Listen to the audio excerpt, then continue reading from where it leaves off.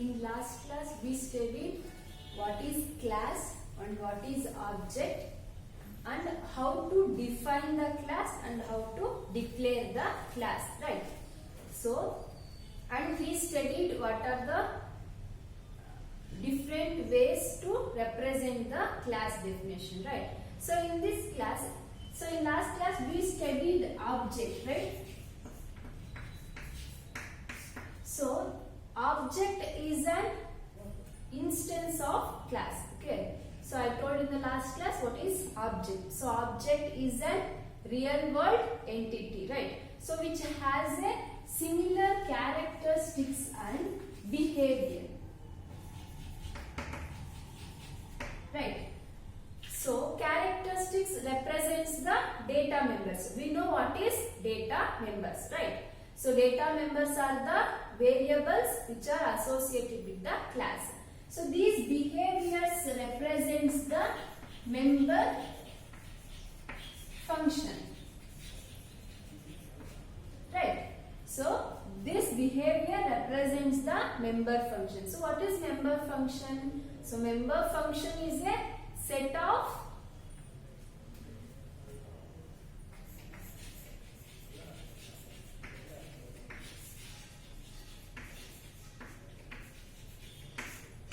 member function is a set of operations performed on the data members of a class. So we represent, for example, take student as a class. So the name of the class is student. Okay. So in this student we are mentioning that we have M1 and M2. Okay, so I declared two variables inside the class. So this M1 and M2 are the data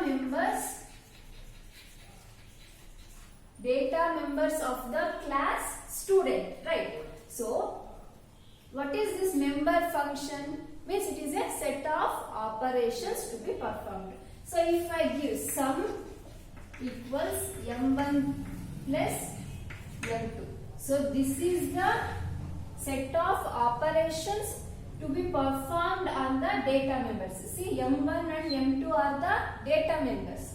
So for these data members, it is performing the operation that we call it as a member function. So member function is a set of operations to be performed on a data members of the class, that we call it as member function.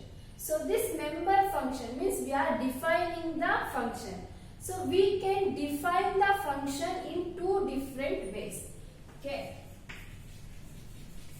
We can define the member function in two different ways. One is we can define the member function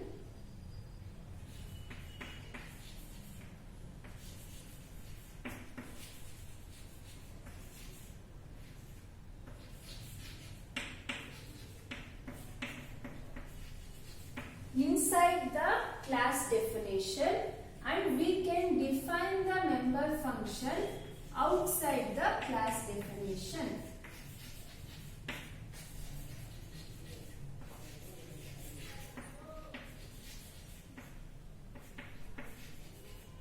Okay, so this member function means functions.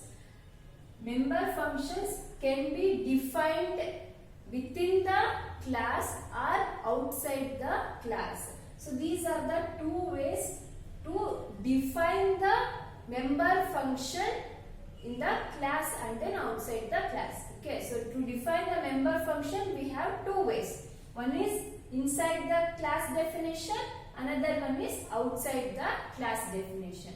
So we will study one by one. So first is inside the class definition. Okay, so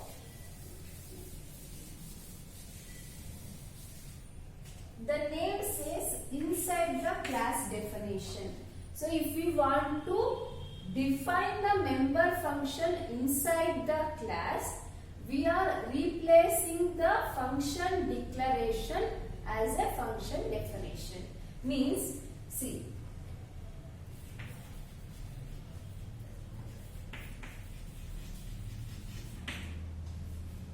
I'm taking a class student.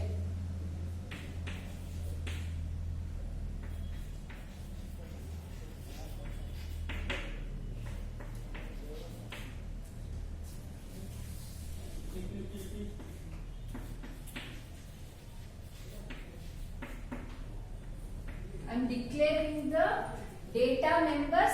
So if I'm not mentioning any access specifier, means by default it is private access specifier. So in last class we studied the access specifiers, right? So in that I told, if we are not mentioning any access specifiers in the class, that by default it is assumed as a private access specifiers. Okay, so now I am not mentioning any access specifier. So these data members are private access specifiers. And then,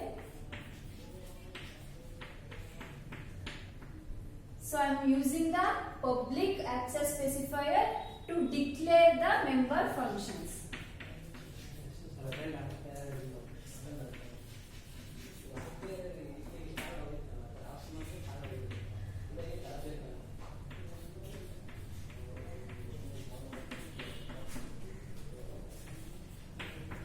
This is what we studied in last class, right? So how to define the class, right? Defining the class. So in this what we are doing? We are just mentioning the function declaration. So this we call it as function declaration, right? So that we studied in first year, right? So in normal functions, if we write like this, means function return type, function name, and then semicolon. So that semicolon indicates that that is a function declaration, or we can say prototype, right? Prototype. Okay. So this function declaration is replaced by the function definition. Okay. So now what I am doing? I am replacing the function declaration. So now this is a function declaration. Now I am replacing that as a function definition. Means we are writing the body of the function. So that represents, that is the definition of the function. So now I am seeing. So I am reading the values for these two data members, T marks and P marks. Take it as practical, theoretical marks and practical marks.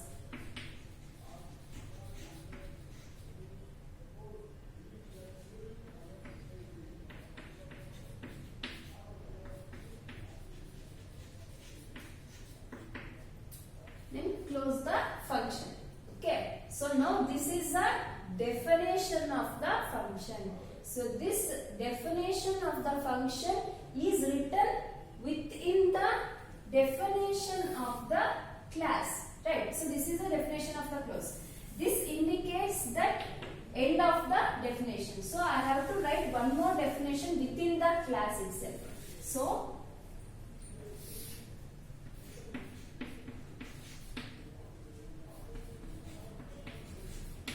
I print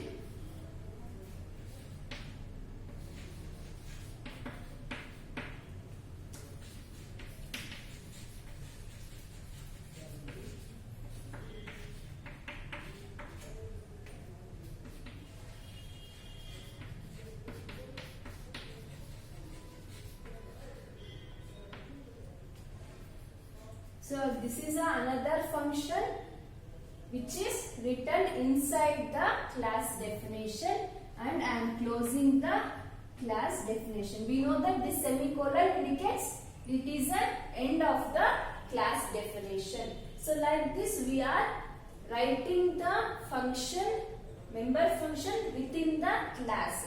Means how can we write the general form for this? See, just I am writing a class, I am creating one class, and then class name. After that I am writing the data members, and then I am writing the function definition. So how I am writing the function definition? So this Y represents return type specifier. So these things will be studied in first year. So how the function is defined. Okay. So in here this void, or we can use int, double, char, whatever will be. Okay. So all that represents that it is a return type specifier. So which the result in which that has to be displayed. Either it may be integer or floating point number, or it doesn't return any. So void represents it doesn't any value. So this is a return type specifier, and then read is the function name. Return type specifier,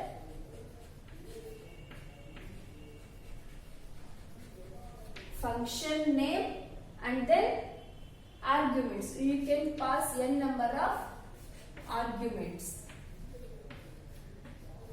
So this is a general syntax to represents the inside the class definition. Okay, so how to represent the class definition? Sorry, how to represent the member function inside the class definition means like this we are representing.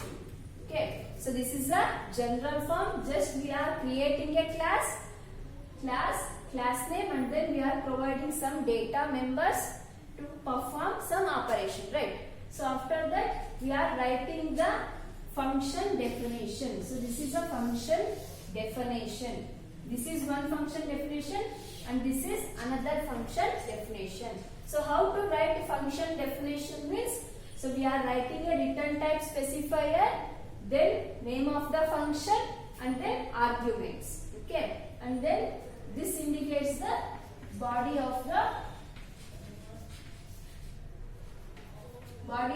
function. So this body of the function contains the set of operations to be performed on a given date.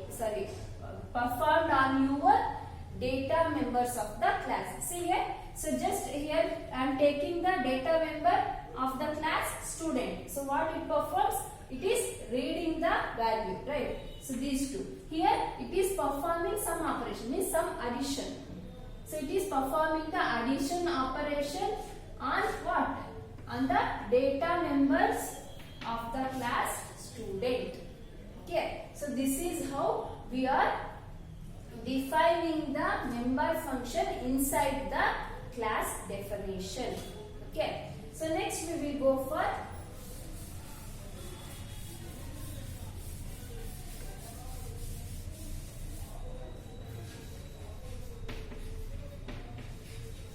outside the class definition.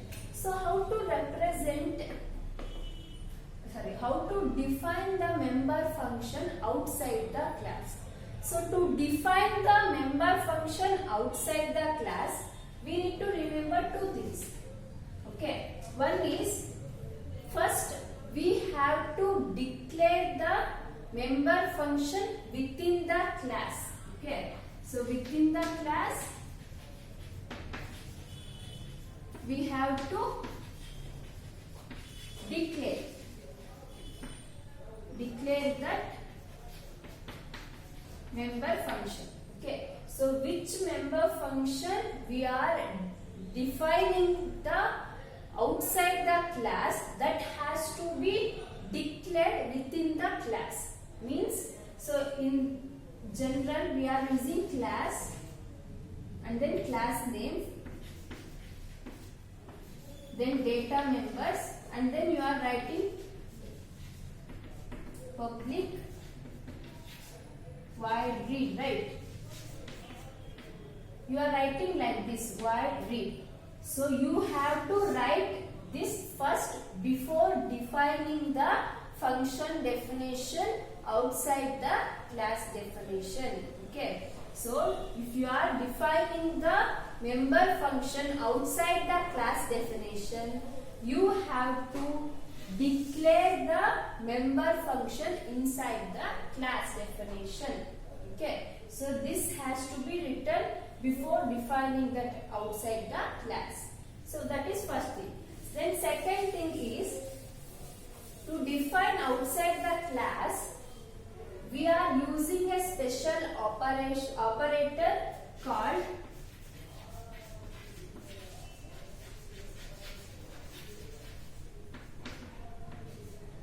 scope resolution operator.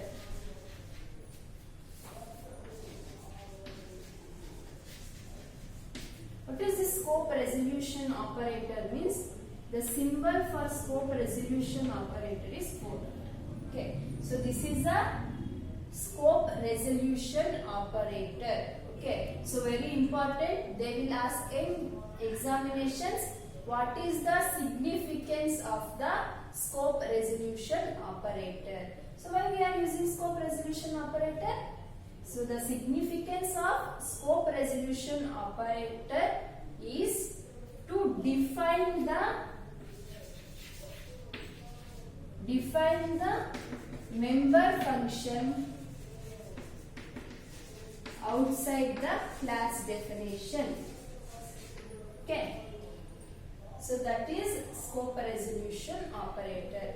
Okay, so what is this scope resolution operator? Means used to define the member function outside the class definition. So if we are defining the member function outside the class definition, we have to use this scope resolution operator. So to define the member function outside the class definition, we have to remember these two things. One is we have to declare the member function within the class, and we have to use scope resolution operator. So very important. What is scope resolution operator? They may ask otherwise, what is the significance of scope resolution operator? Means, so scope resolution operator is used to define the member function outside the class definition. Okay. So now we will study how to write.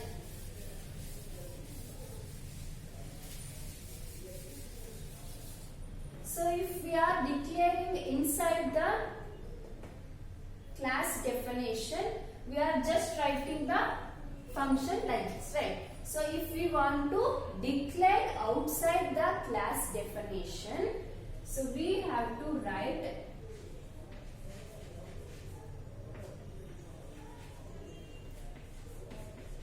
return type specifier, then class name,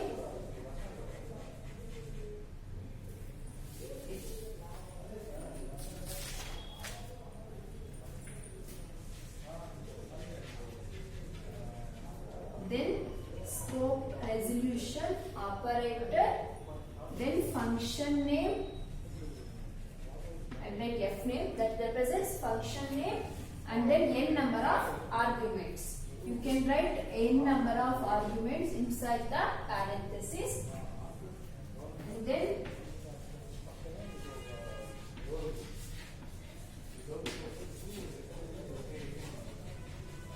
body of the function, then close.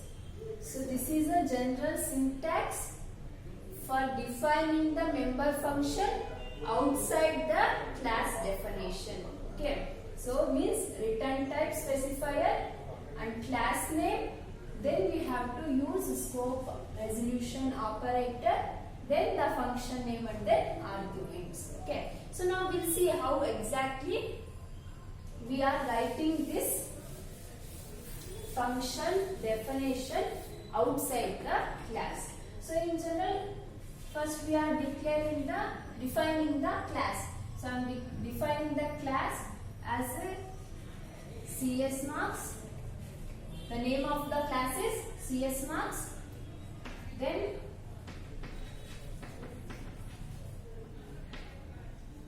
I am using theoretical marks and practical marks are the two data members which is of type int and it is private access specifier.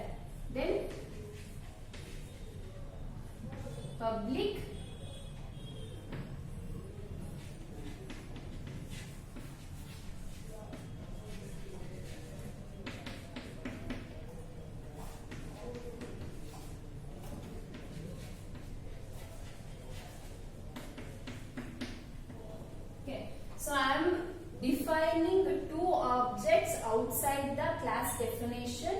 those objects, those member functions are get data and put data. So I am declaring those member functions within the class definition. So within the class definition I have to declare.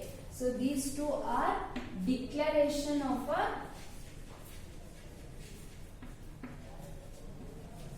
function, means member function. Okay, so these two are declaration, not the definition.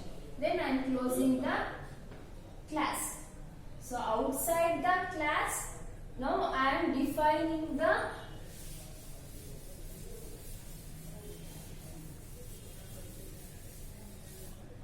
this is a class definition.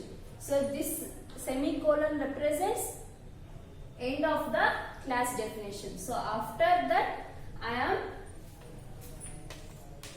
defining the member functions outside the class. So outside the class means I have to use scope resolution operator. So how to write a class definition outside the class? First we have to write return type specifier, that is void, then name of the class. What is the name of a class? CS marks, right? Then scope resolution operator, then function name. I am using get data, then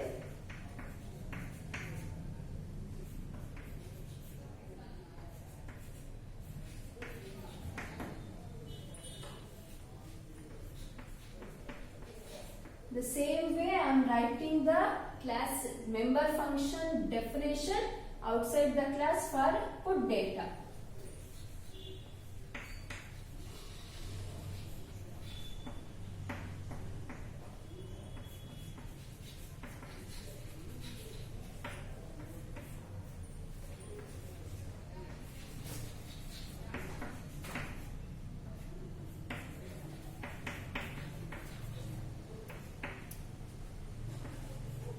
So this is how we can write the member definition outside the class.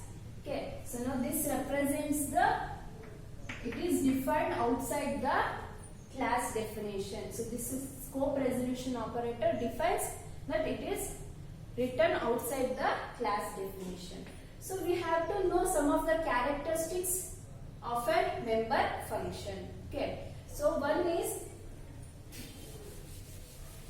the type of a member function, means this one. Type means return type specifier, and number of arguments in that function. So if we are providing a arguments, for example, if I want to provide a values to TM and PM, means theoretical marks and practical marks, I can pass that marks through this parenthesis, right? So that we call it as an argument. So if I want to pass that as an argument, int a comma int b, I can pass like this. Okay. So if I am passing an arguments in the function definition or declaration, so both the return type means type of a member function and number of arguments in the member function should be same in both declaration and definition. Okay, means so here this is a declaration, this is definition, right? So in both declaration and definition, the return type should be same. We cannot, here I am writing void, and if I change that void to int, so that doesn't mean that this is a definition of this declaration.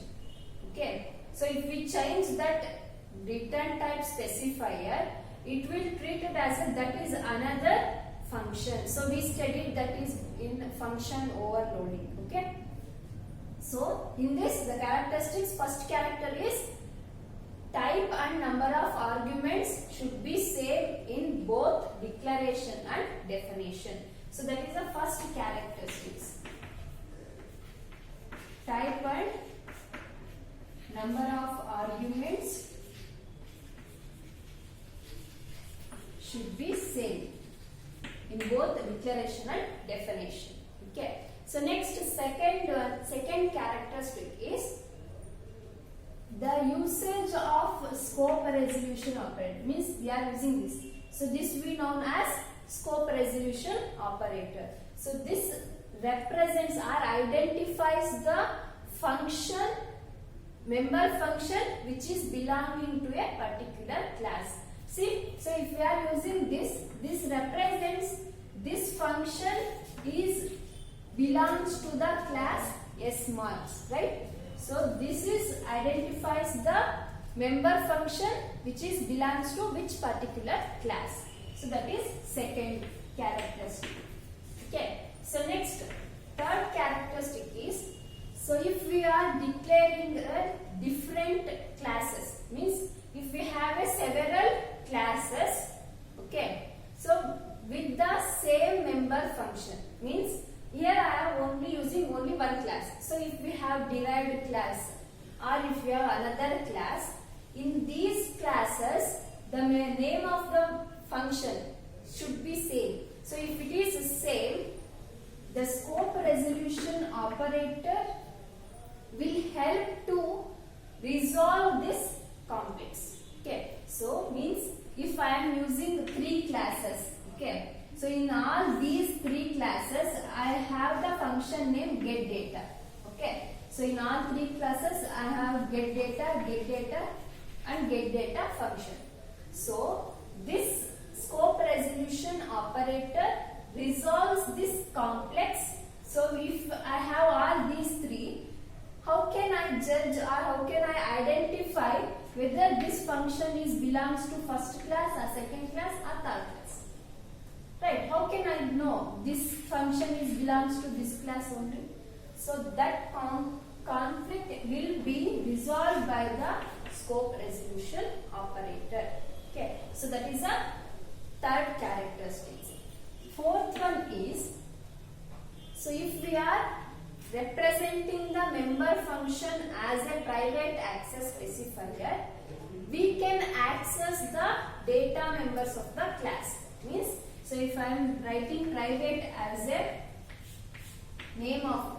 private access specifier for the member function, so this member function can access the members of the same class. Okay, so if it is same class, it can be accessed. If it is a different class, we cannot access the members of that class. So that is the fourth characteristic. So these are the four characteristics of member function. So what is first one? The data type and number of arguments should be same in both definition and declaration.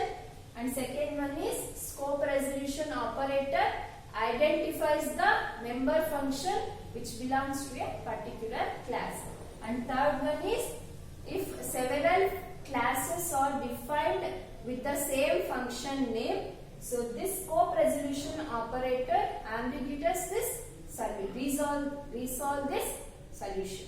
Okay. So and then fourth one is, so if we are declaring the member function as a private access specifier, so we can access the members of the class. If it is other class, we cannot access that members of the class. So these are the characteristics of member function.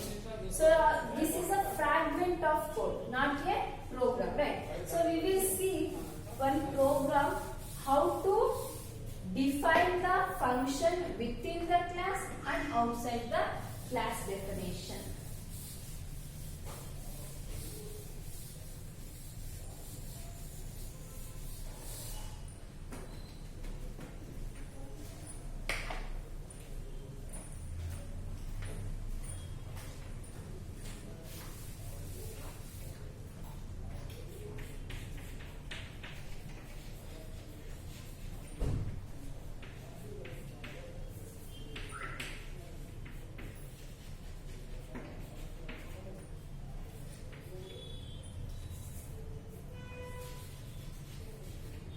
So here I am taking a class.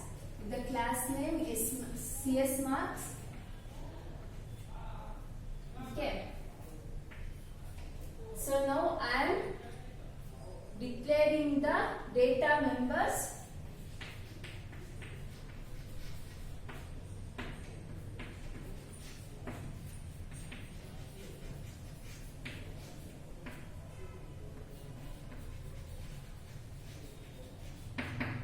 I am declaring two data members. One is P marks, another one is P marks.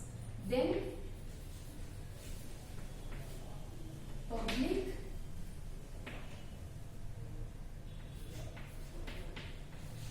void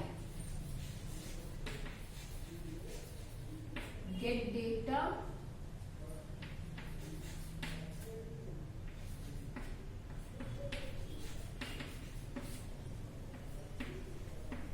so this semicolon represents it is a declaration of a member function. So I am not defining this function within the class. I am defining this function outside the class.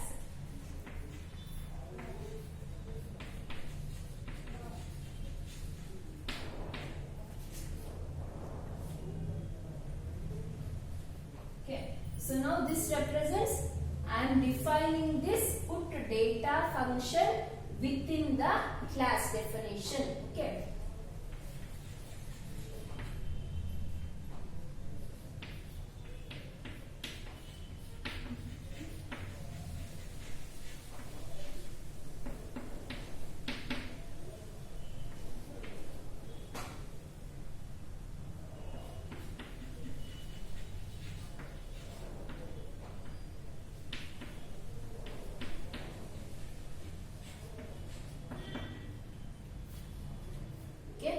So this closes the definition of the class. Now I have to write this definition outside the class, right?